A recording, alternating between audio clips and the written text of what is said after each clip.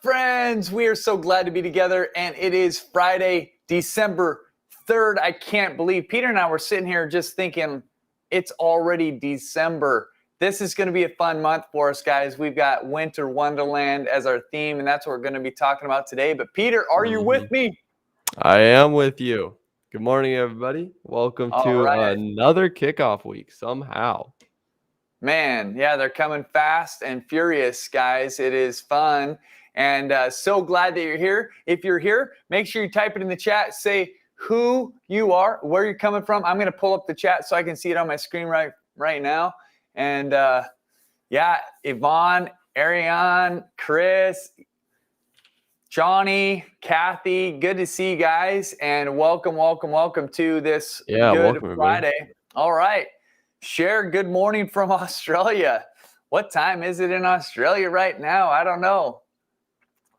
Hans from Norway. Woo! Cool.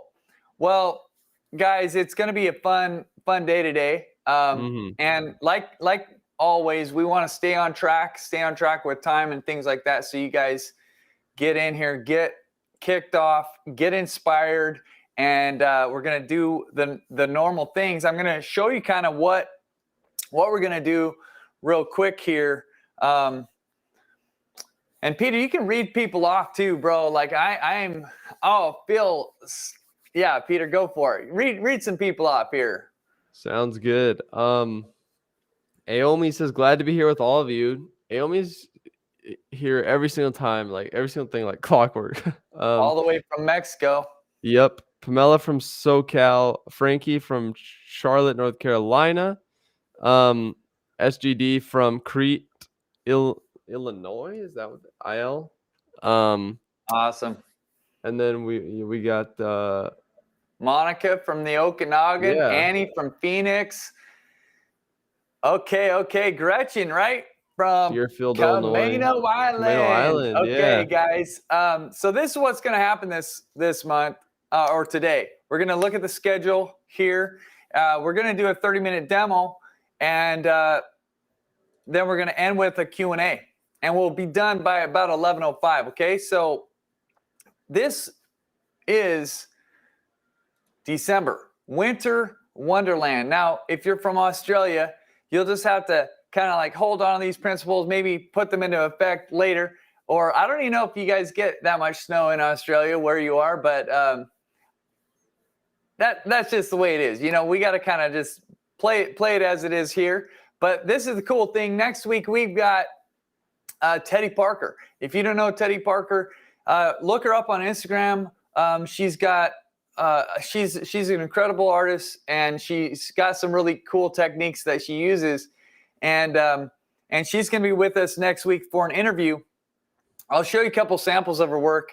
I found this one this morning, and I just thought this was such a beautiful little painting here. I don't know, but you'll love her stuff. But the reason that I thought of her when I was thinking about this theme of Winter Wonderland is because I've seen so many pictures like these ones that are, you know, ornaments or shiny things that are very related to the holidays. And then this was the one that really got me, though, was this one. When I just thinking about the idea of Winter Wonderland, and I remembered this painting that I saw last year, and I was like, man, that to me speaks Winter Wonderland. If I could choose one painting that described the theme perfectly for me, this would be it.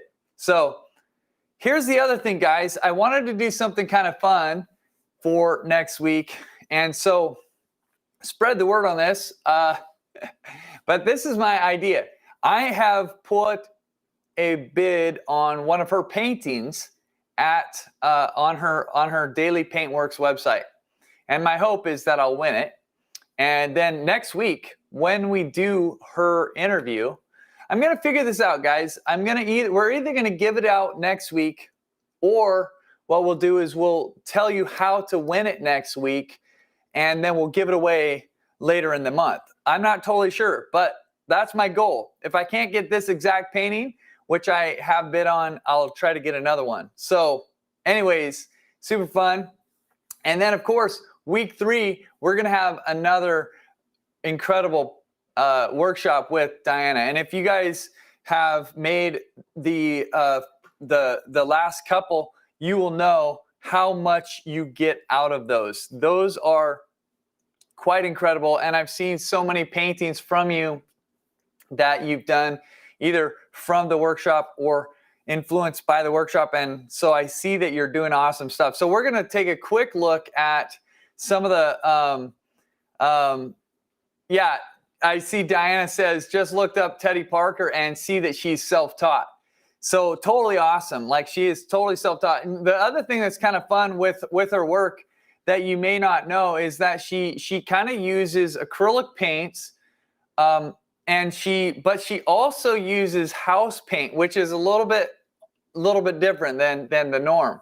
So, but she uses basically like latex house paint, which is acrylic based, but it's thin and it works a little differently. But she's kind of like figured out some different things that she likes to do with that, as well as, she uses just straight acrylic paints sometimes too. But that's an interesting part of her, and probably part of how, she wouldn't have learned that in any school. Now, I'm going to just show you a few examples of basically paintings with snow, which when I think of Winter Wonderland, these are just paintings that I've done. And I'll just kind of describe, this was an early painting of mine that I did a long time ago. And I don't actually remember exactly when, but I remember that it was at the first gallery that I was ever at. But winter has a distinct feel, right? Like, sometimes there's lots of snow, sometimes there's no snow at all. But one of the things is that there's usually no leaves on the trees. So this is actually from Renee's driveway, like her parents' driveway, looking across the street at their neighbors. And I kind of I changed the house a little bit and stuff, but this is the general feel of the morning sunrise there.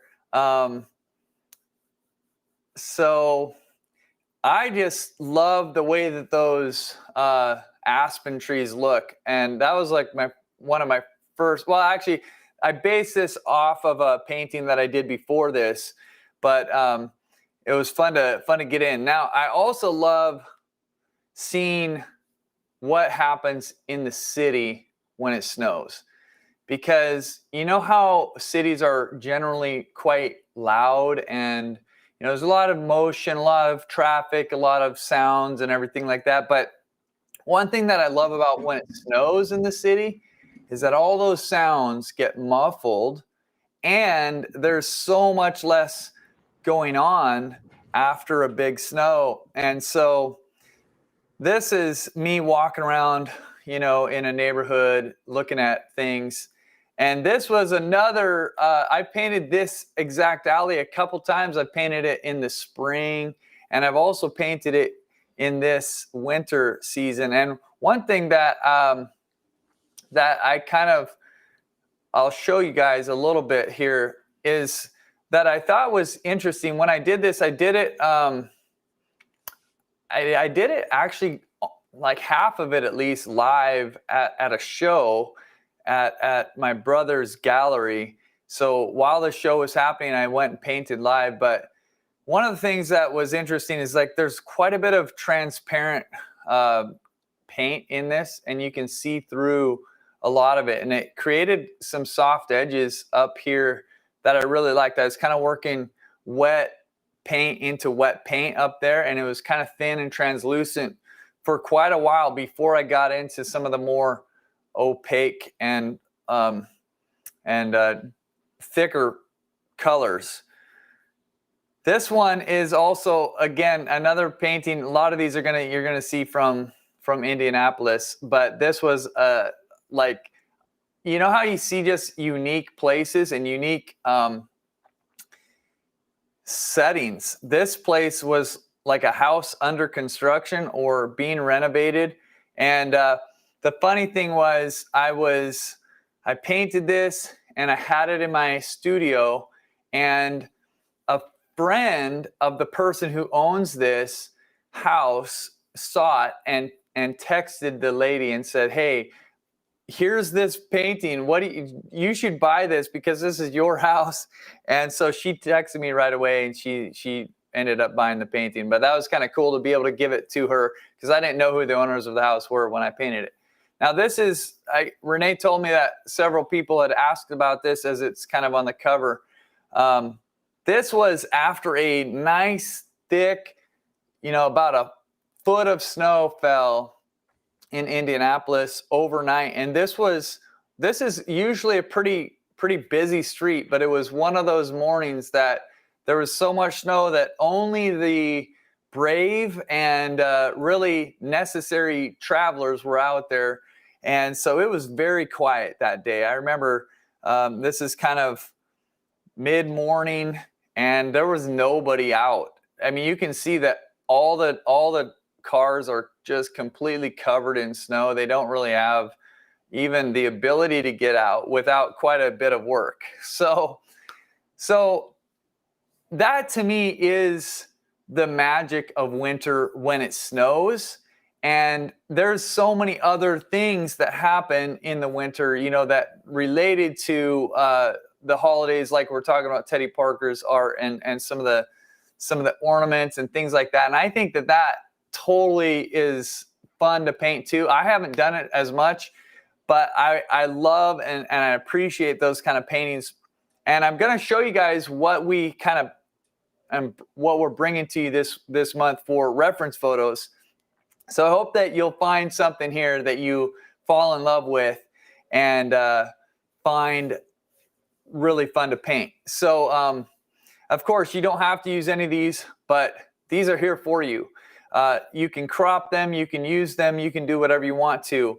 But one thing that I've found many times is the light, when it's kind of snowy, there's an ethereal kind of nature to the light. And sometimes you can get the light shining through. And I don't know if it's, what it is, but this has happened to me several times where I see just this almost a magic feeling to the atmosphere when it's painting. I mean, when the sun is shining through it.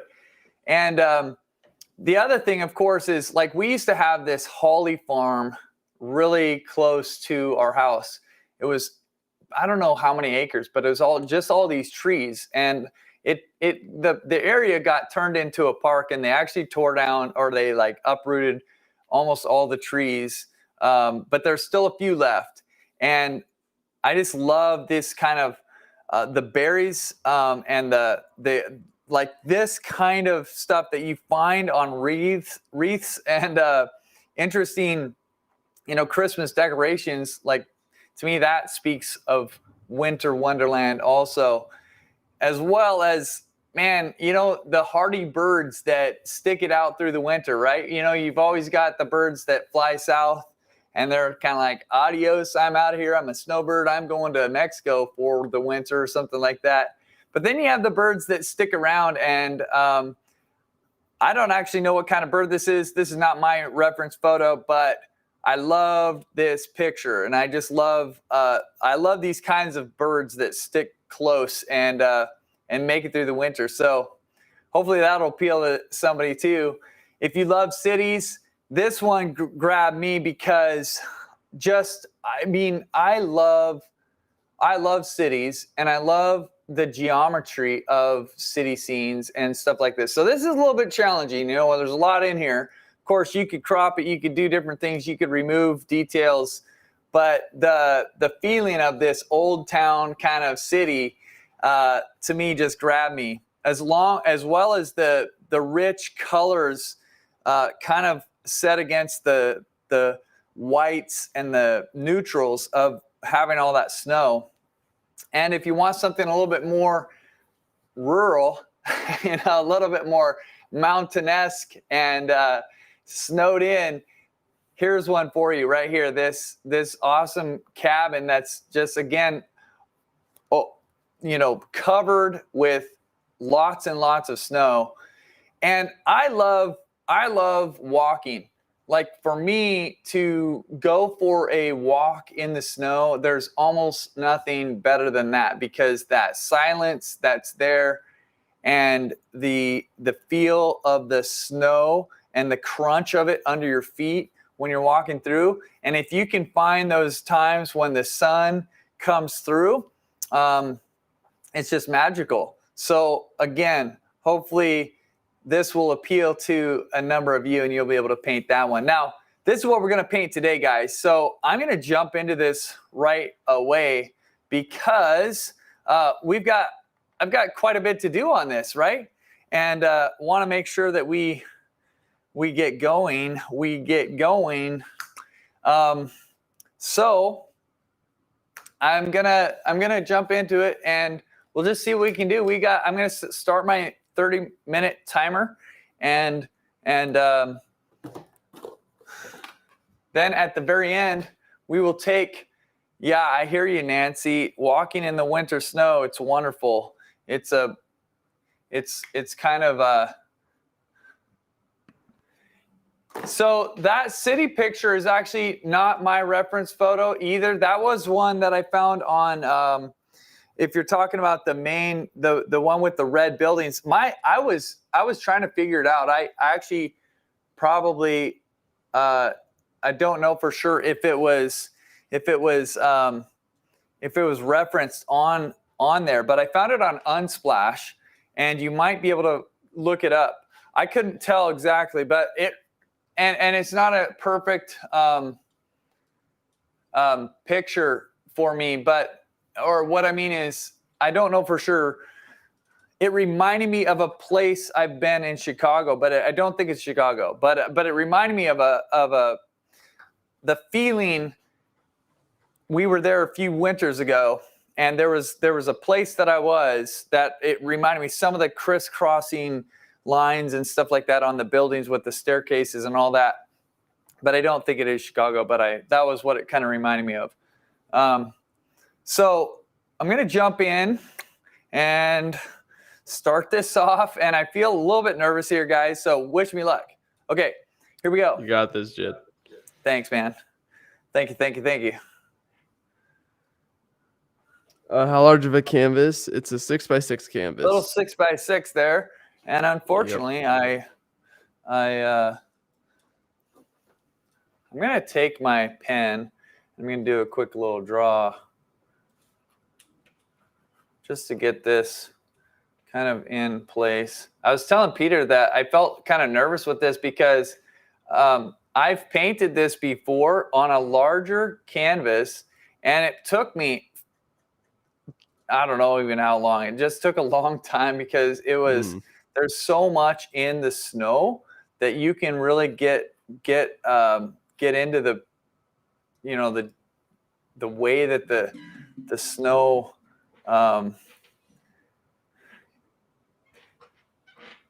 there's a lot of nuance. Shadows and all of the tiny little nuances of it. It's not like it's super detailed. It's just nuanced.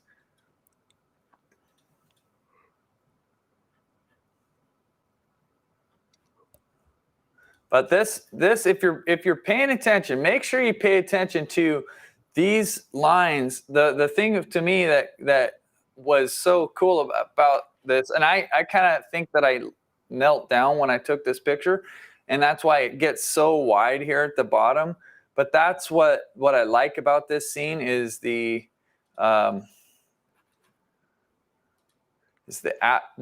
perspective of the road. It's one of the things that really kind of stands out to me. So if you're painting along, just pay attention to that a little bit, because it's going to be important in the overall feel of the painting.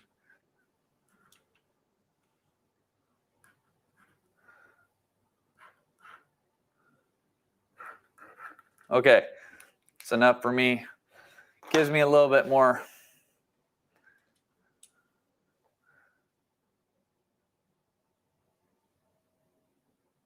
And I painted that with, or I the backdrop is just a kind of a purple. It'd be like this and this, red, blue, and a little bit of white mixed together. But it's kind of a thin coat, so it's not real opaque. You can see through still.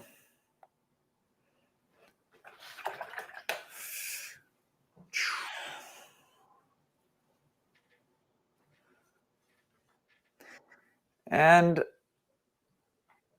if you squint your eyes, you know, the snow it's not that dark anywhere, right? Like it's got, but like if you're paying attention to these shadows here, one of the things that's really beautiful in here is that these shadows actually have some warmth, like on this ridge right here. And I don't know for sure if I'll be able to get all of this in, but it's quite cool because there's a warm reflected light in here.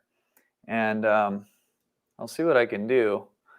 But that was what I was talking about. That took me a long time when I painted the large version of this. It's quite a few years ago, but it's those little nuanced things that can make it go from cool to really cool. Because I think a scene like this is automatically like super cool. I love snow. So I'm mixing a little bit of red in there. And I'm going to put a little bit of this down on this side, and that might help with that some of that feel that I was just talking about. The trick is getting these shadows to be colorful enough, but leaving them light so that they look like snow and not something else. But I toned the canvas with the purple because I wanted to have something that was gonna work with the underpainting a little bit of this snow. I mean, that was my thought. So we'll see how that does. Hopefully it's relatively helpful when it shows through and not distracting.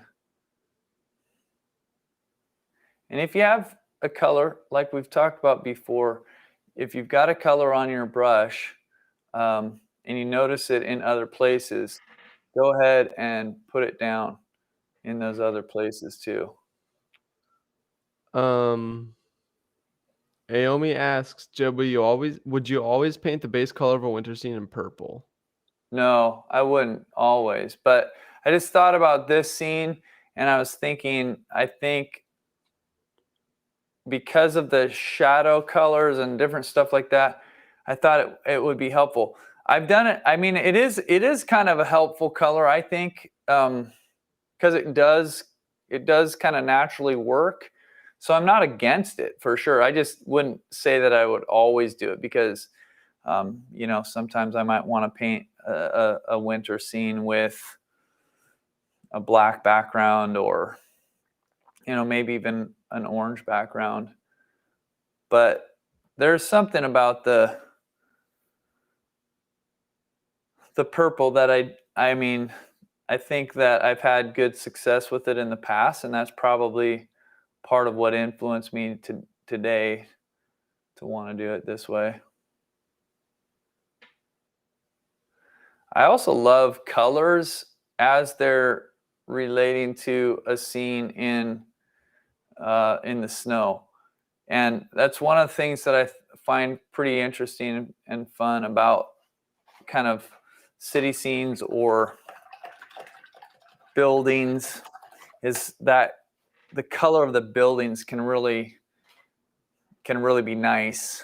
And some of this stuff too, what I find is that with a color like the purple, there's some stuff up here in the sky, or as the trees are meeting the sky, that I think we might be able to just scratch a little bit of stuff in there, but then allow some of the purple to be like tree branches. And we'll see what happens with that, but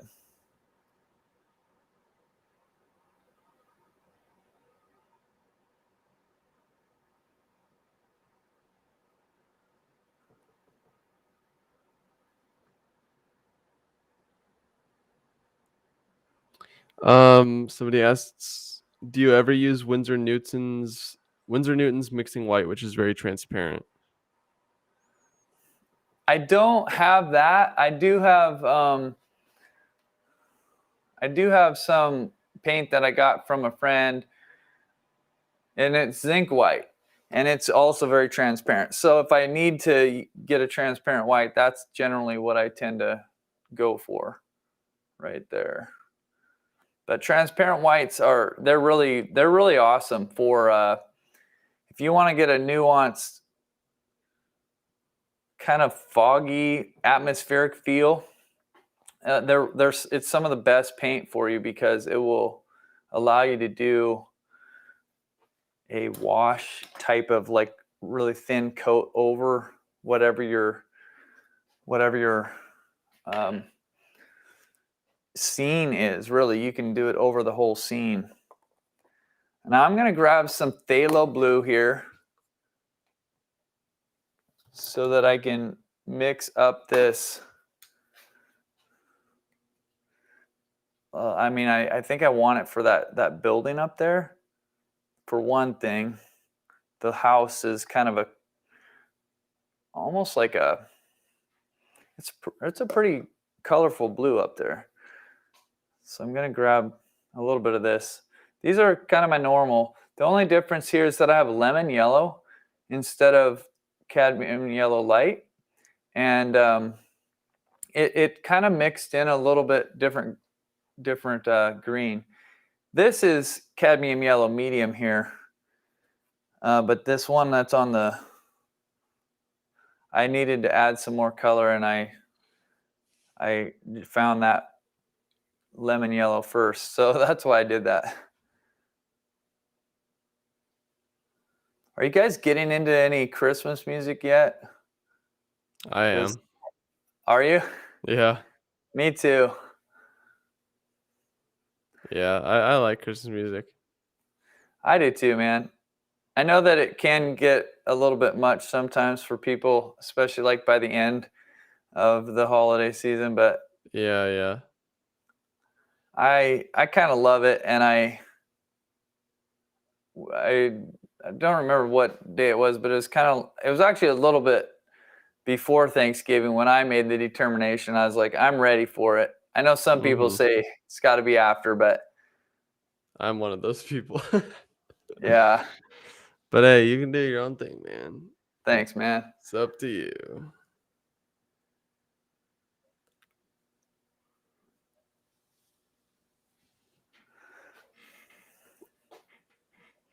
So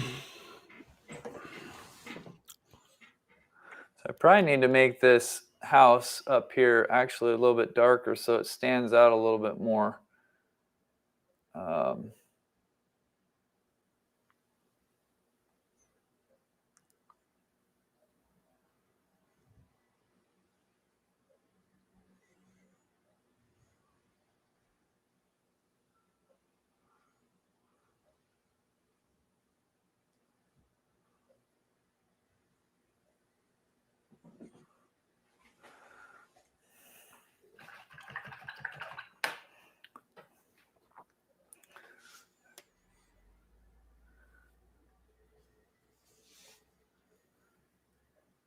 Do you have any favorite songs?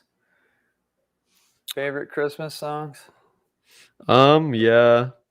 I like probably oh man, I was literally just thinking about it and then my mind blanked. Oh yeah. Oh, there's this Let It Snow. There's this version of Let It Snow by Celtic Woman Oh, really? that is one of my favorite Christmas songs ever. Yeah, it's Oh, that's cool. so good. Yeah. Yeah, I've been liking just even some of the instrumental. You know how you get those? It'll be like one violin and one cello, that kind of Oh, thing. yeah. I've been Yeah, for I sure. found I get something that. recently. Yeah, they're pretty fun. So you always have to be careful with snow. Like sometimes you want it to be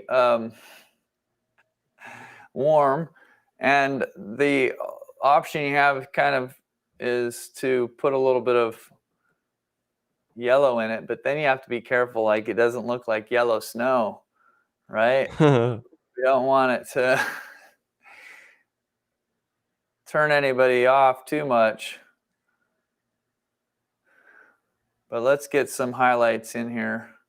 This is where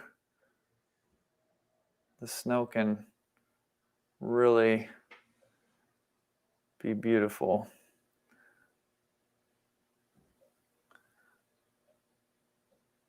Some of you, I saw somebody come in from Edmonton, Alberta, and I don't know who has snow so far already this year. We woke up to a nice layer of frost this morning, but no snow, although our daughter is really hoping Yeah. that we get snow. Willow is a fan of snow, yeah. Yeah, she is.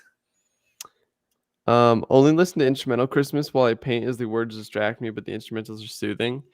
I Yeah. agree. My grandparent or so my grandpa's like the biggest fan of Christmas ever. Like he listens to Christmas music year round Oh, and he really? always decorates his house like crazy for I didn't know Christmas. that. That's funny, man. Yeah. And we call his house the Winter Wonderland. Oh, do you And really? yeah, because he decorates it so much. And our every year, like while we're all hanging out playing games or whatever, he'll just play like instrumental Christmas music in the background, and it's so relaxing. It's so Oh, nice. yeah. Yeah, That's awesome. yeah, I love it.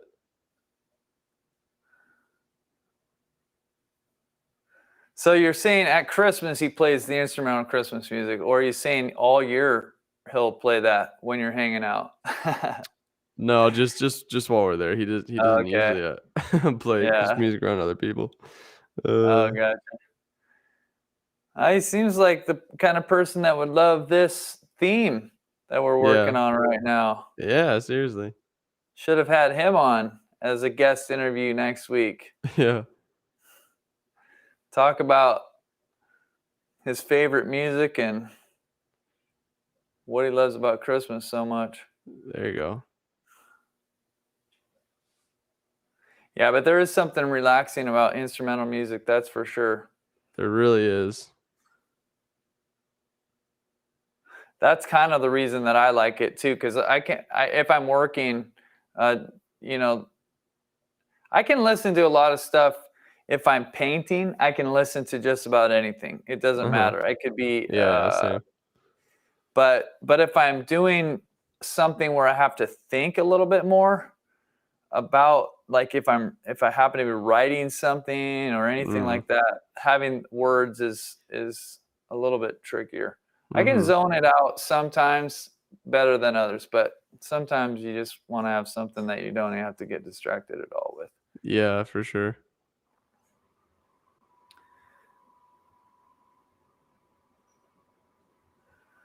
See how the purple is, it's it's showing through, and it's not, I mean, to me it's kind of cool. Like I don't feel like it's super distracting. Um, in general, like I think it kind of works.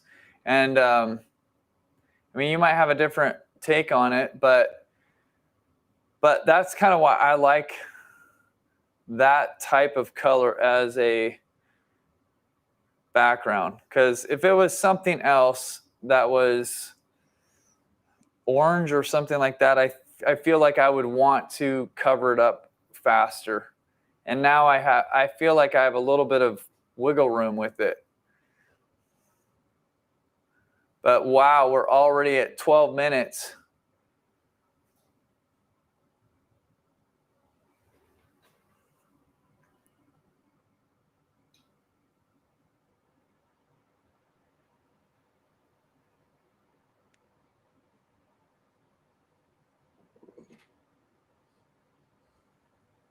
Oh, wait, that was not, I saw a shadow on this part, but I remember now it's not really a shadow. It's not from a tree, it's from the snow. Okay, now I've got a few places here where the snow is getting direct sunlight.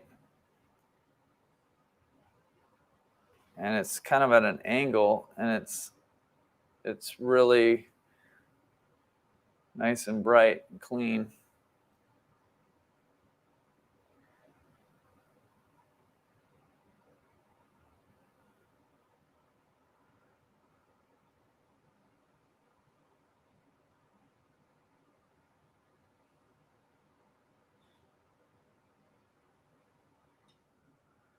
And we'll put a little bit of nice bright white up here too.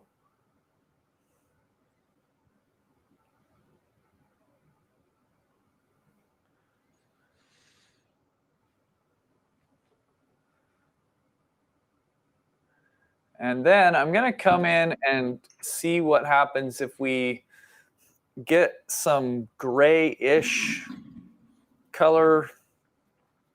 Maybe mix a little bit of violet in there. But I'm trying to make it a little bit more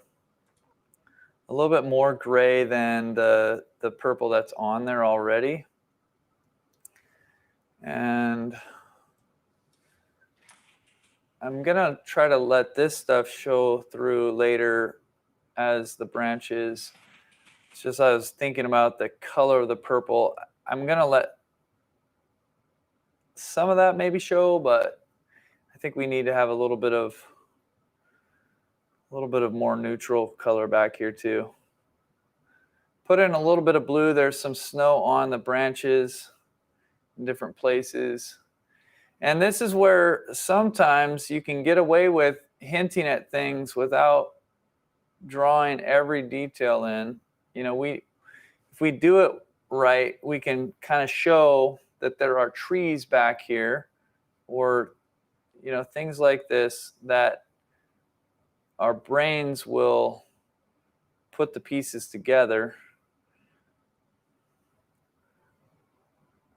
So just because you can see a detail doesn't mean you have to work really hard to make it detailed in your painting. Just think about what you're actually looking at, and if you kind of can squint your eye a little bit or something, sometimes you just realize, oh, if I put in a colored kind of splotch back there, it'll do just the same thing, and it won't look overworked.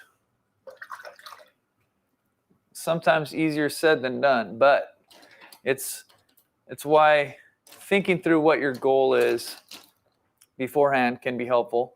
And then you put in the detail that you need to. And sometimes you put in just a couple little things of detail. Like for me, there's a little window in there, and it's in the shadow. So I don't want to make it too bright. I want it to be still darker than the snow that's in the sunlight for sure. But sometimes just a couple marks can be enough.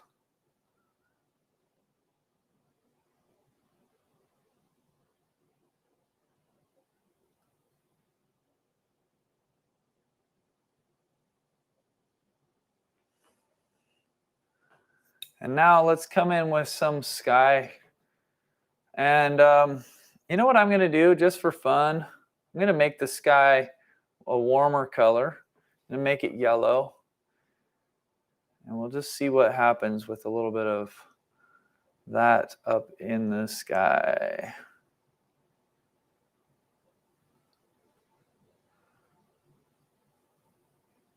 I really kind of want it to come down because I want to be able to define a little bit of this house. I feel like the peak of the roof here is something that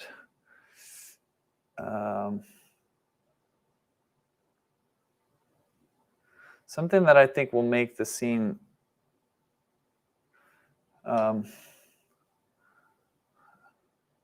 make sense. Like I'm trying to see if it's going to work or not, but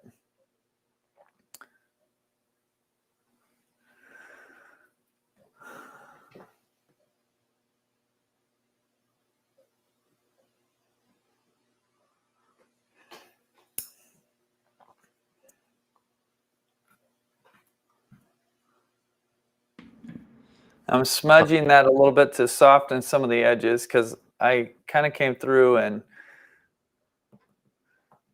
took out a lot of that area, and now I want to come back and try to make it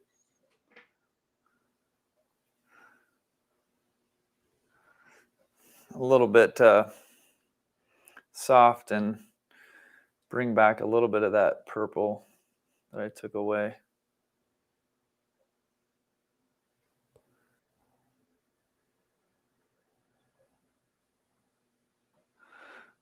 But if you can tell, I'm trying to define just a few of the edges of that roof line there. It's a little bit wonky to me. It feels just a tiny bit wonky. Like I have to think about what's off on it. There's something that's a little bit different, but whatever. It's kind of okay at the same time.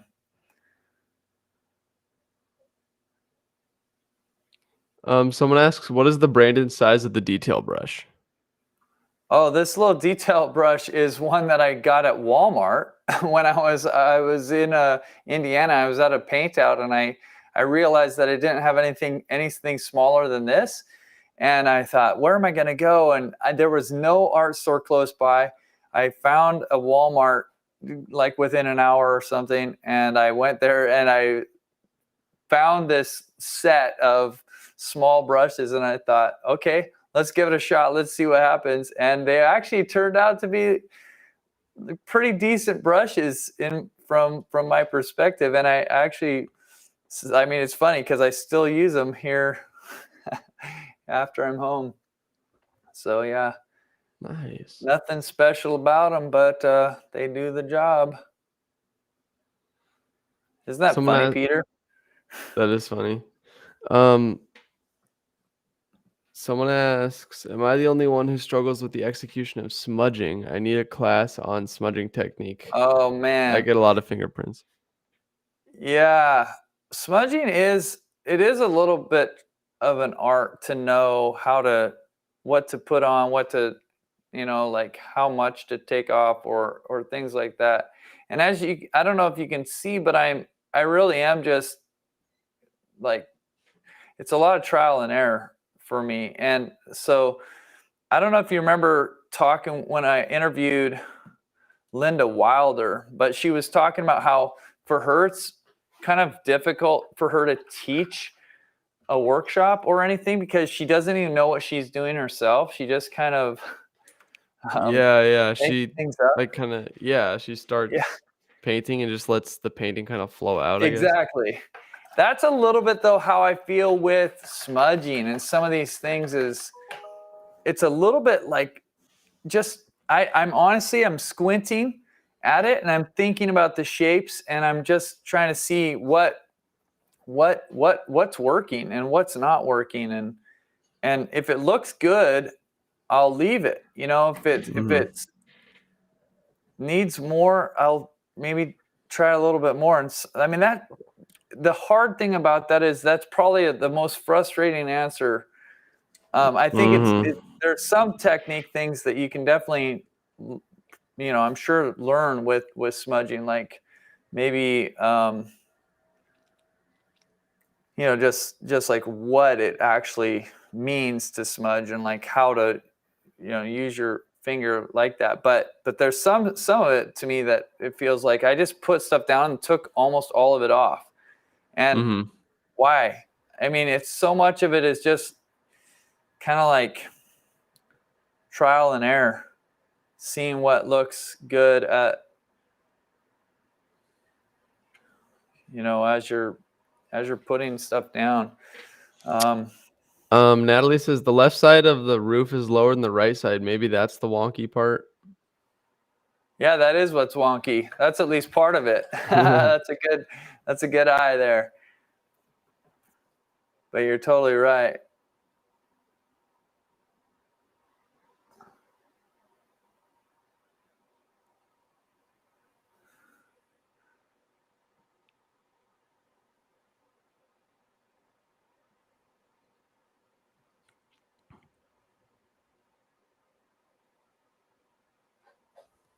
That was at least part of it. There's probably still something else that's wonky on it, but that'll be for you guys to get better than me. There you go. But thank you for that. That was helpful.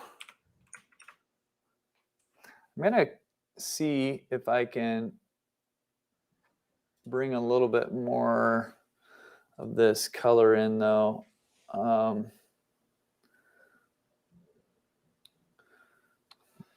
I see tape on the canvas. Is it double-sided, or if not, how do you deal with the white stripe free of paint? Well, it's just masking tape, and it's not like actually on the canvas. It's just See, it's taped just up on on the the very, edges. very edge of the canvas. Yeah. And it's just pushed up against it, so it holds it, but it's not covering any of the canvas.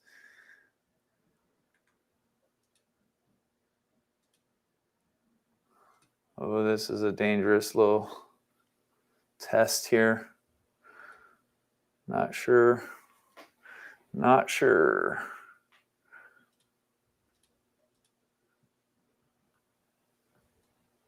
Time is up. Did you guys hear that? Did you hear that, Peter? Did it go off in the audio go off? Huh. Okay. I always, well, sometimes when I record with that little thing, it makes a noise, but I don't hear it on my end for whatever reason. And so it's easy for me to go over like I am right now. Okay, well, this is the idea, Turned out guys. really good, Jed. You like it? Yeah. Well, thanks, man. You're my encourager, bro. I appreciate Yeah. that. We all need a Peter in our life to lift us up and keep us going. Thanks, man. No, for real. Appreciate it. Yeah, totally. Yeah, well, this is fun though. I mean, I would, if I was you, I'd just go until you feel like you don't know what to do, and then let it sit for a minute. What I'll probably do is let it sit, and if I see a couple brush strokes that might make it better, I might come in and make those little brush strokes. But I do think that overall it has a pretty good feel. One thing that I think for me right now, when I made that brighter, I don't love the brightness of this blue against some of the more subdued blues. That's why I started bringing a little bit more of the brighter blue down here. But I would probably make that a little bit more. I would either try to tie in the bright blue a little bit more down here, or I will come back and subdue that with a little bit more ultramarine mixed in. So just so you know, a little thought from that for me. Now, let's see. Okay, well, what do we have? We got some question and answer time, I believe we do. And Yes. so if you have any questions, I can point back down here. We can talk about this painting that I did. If you have questions about what's upcoming, let us know, and we'll try to do our best to answer them. So I'll give you a couple seconds here. Add on 7 more minutes. Oh, Tony, I'm sorry. Collective groan. That's funny. Yeah. Well, that's the thing, is that it can be it can definitely be a little bit challenging to have a time limit. But what I like about the time limit is that it forces you to not overwork something. Like, it'd be very easy for me to, even with this, just keep going. And I do think that I could work a little bit more on this. I think 7 more minutes would be totally fine, probably. But I also know that it's easy to go past the 7 minutes and then be at like 27 minutes and then another 27 minutes. And then all of a sudden you're looking and you're like, hey, that was fun. I got lost in this, but my painting doesn't look like I kind of wanted it to. So, okay. I want to go over this real quick with you guys again. December 10th, got an interview. December 17th, workshop with Diana. And then we're taking Christmas Eve off. I hope that that's okay with you guys. We're going to just wish you a Merry Christmas. And then we're doing a Thursday Night Live this month. That is December 30th. So it is actually not New Year's Eve. It is the night before New Year's Eve. And Renee's coming in to tell me what to do. No, I was just wondering if you could show them how to go into the journey and find the reference. Oh, absolutely. Yes. Yes, I can show you that. I'm going to show you guys in a minute when we get done here how to go in the journey and get reference photos. But let's answer some of these questions.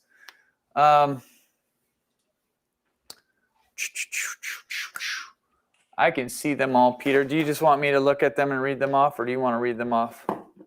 Go for it. You're the expert. Okay. Let's see.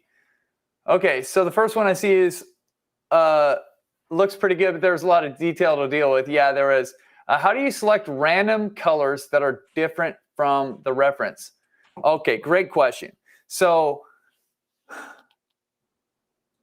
if you go back to a course like Color 101 and you go in there, that will give you a much better idea of the framework that you're working with, so that you have the freedom to make choices that are different. Because I think the first thing is you have to understand that it's okay to make different choices. The second thing is, once you have the framework that value is more important than hue, then it's really just about how courageous you are and how willing you are to make a mistake. And I say mistake because mistakes can be genuine mistakes. Like, I might put a color down and realize, oh, that really doesn't look good. But I might put a color down and say, yeah, it's a little bit weird, but you know what? It's not that bad. If I go back here, I'm going to look at a reference photo of mine. Let's see if I can do this here. So this is a painting of mine. Now, how accurate do you think this is to real life? It's kind of accurate. Like, it was sunrise, but was the sky the color, like, was it orange over here and yellow right here? And, was it, that blue exactly and that purple and was there this blue on this tree? No, it wasn't exactly like that. And was this red in there? I mean, to a certain degree, you do see things like that when you're looking out, but there's quite a bit of color in here that is not accurate. It's not accurate if you're just thinking about hue. Like this red that's back there, that was not the kind of color. If you're just looking purely at the hue, it's not accurate. But what is accurate is the value. The values are accurate. And so, now if I had chosen green for this instead of blue and purple for the snow, would it look like snow? You could throw some green in there and it still could look like snow. But if it was all green down there, it would not really look like snow. It would look like something else, right? We'd be trying to figure out what it was. Maybe it would look like grass. And that would be okay too. But so you do kind of have to live within some constraints of reality if you want to represent something. But there's a lot of freedom in there. There's just a lot of freedom. So I would refer you back to Color 101 though. You're very welcome. I see some thank yous. Okay, Bev says, can we access some of the images that Jed uses in his presentations? Yes. I don't know what images you are referring to exactly there, but yes. Especially if you let me know what you're looking for. But you can always watch this over and pause it at any time. It'll be in your journey. Zirka, snow colors, is the sky the limit or are there tried and true snow colors? So that was kind of what I was just saying. I think that you kind of want to stay just thinking about what I could show you. Let me see. Does William Hook have any good snow paintings in here right now that I could show you? Let's see. I'm going to open up a book. We're going to take a look. Right? That's how we learn. It's by.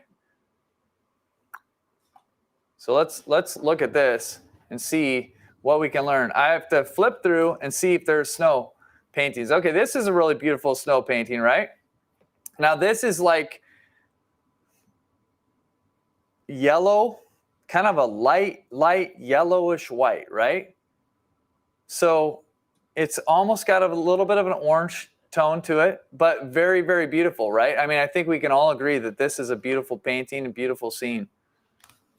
I'll have to go through and see if there's anything else. Okay, so this is fairly realistic looking, right? And the color comes more in the grasses and things like this. This is kind of just dirty white, right? It's not a ton of color. There's a little bit of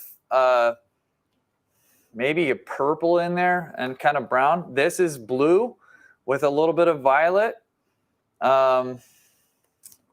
Look at a couple more maybe and see if there's anything else. Okay, this has got, oh, actually, what is this? Maybe that's sand. I'm not confident. This one, okay, this is interesting. I don't know how well you can see this, but there is pink, there's green, more pink, a little bit of violet. So that's a small picture. You can hardly see the colors really well, but it had quite a bit of variety. I just want to find one more. Let's see. That's not snow. This book, though, you guys, totally awesome. I mean, I can't even describe how great this book is.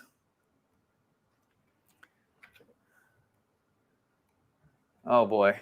Now we're into a non-snow phase of his. Doesn't have anything that's snow related. Okay, well, too bad. But you can, oh, here's another one. Okay, this is good. There's two right next to each other. A lot of purple, a lot of blue and purple, a lot of blue, right? A lot of violet. So, and then in here, I see some light. This is not pure white. Obviously, you can tell the difference. This is pure white. This is not pure white. But it's light and it's got some nuanced, warmer colors, and there's a little bit of violet and pink in here. It's kind of maybe harder for you to see than it is for me, but this is from the book William Cather Hook, A Retrospective. He's a great artist, and that's just one example of lots of, I could also show you, in Mike Svob's book here, different colors that he will use, which, I mean, he tends to be a little bit more adventurous in color, a little bit brighter blues, violets in there. This has got some pinky violets. There's some yellow in this light over here. That's almost like a pure yellow. But, you know, it's staying. There's a little bit of green coming through here. But you're staying within a relative, you know, like this painting, this is almost pure white. Like all the snow in here is almost pure white. And all the color, besides in the shadow, there's obviously purple, blue, a little bit of warmer violets, but almost all the color is coming from everything else, not the snow. So there's some different ways of going about that. And that painting, you could see, was painted on something much different. It was painted on a very warm color, and there was a lot of lively colors in that, different than what I have here. So let's see. Snow colors. Can you just review the color palette you used? Okay. Yes, I used. Let's see if I can show you again. I used, this is titanium white. This is cadmium yellow medium. This is lemon yellow. This is quinacridone red. This is ultramarine blue and Mars black. Good question. Okay. Are you painting on an easel? Yep. Flat. It's kind of like a flat angled desk in front of me. What is the best way to portray snow on evergreens? Marianne, good question. What is the best way? That is like a very tricky question. What is the best way to portray snow on evergreens? I don't even know if I can give you a singular answer. I'm going to look through and see if I have any paintings in this that show that kind of thing.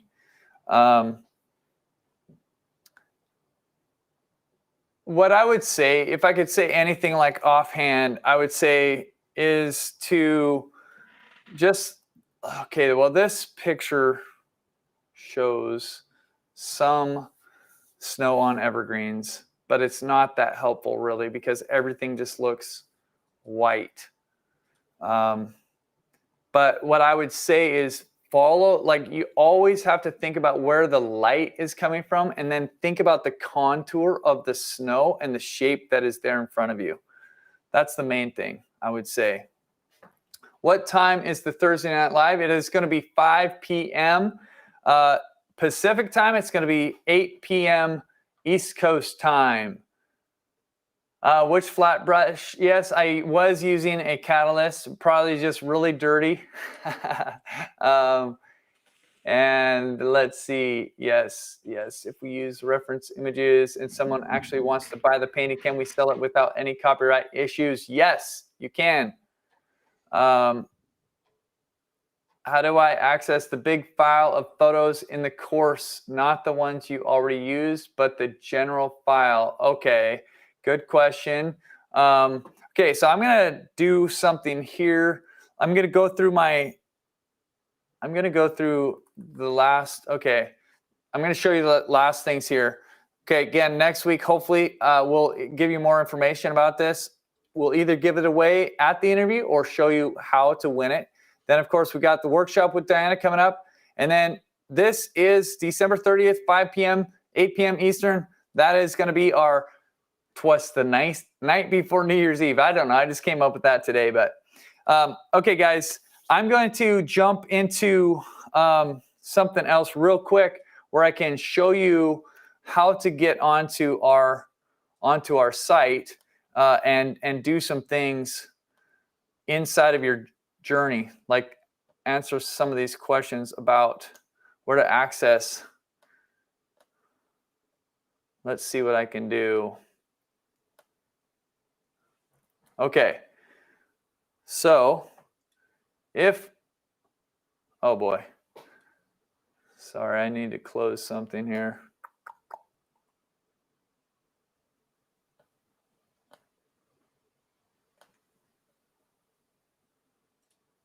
Okay, so if we get into, acrylicuniversity.com. We go to your courses, and hopefully I can log in. And you go into the journey. Renee was trying to get me to show you where the resource photos are in here, and they will be right inside of here.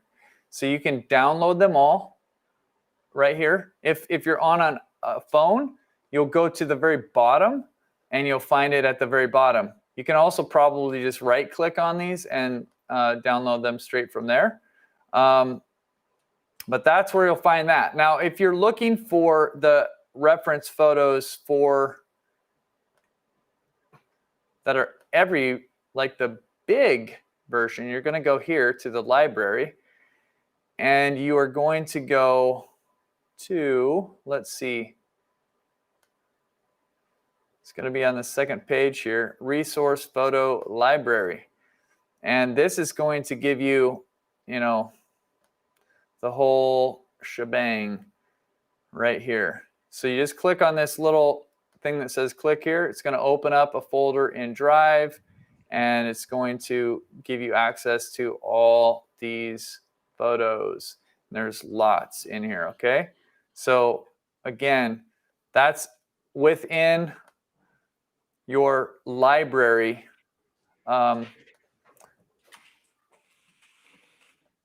This section, that's called the library. Does that help? Okay, do you apply? Let's see.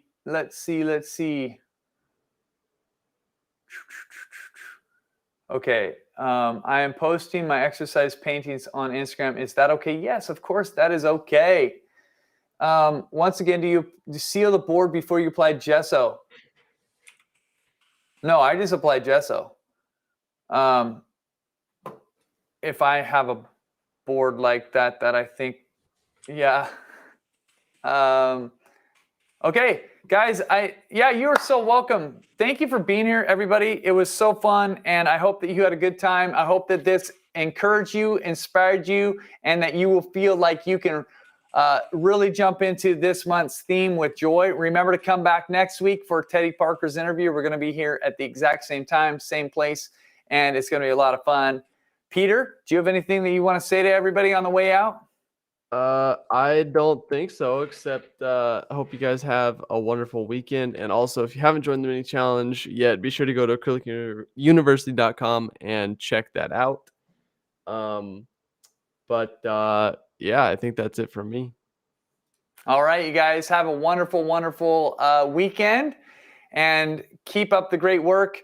Remember, you are loved and believed in, and have an awesome weekend. Thanks for being here, everybody. Bye.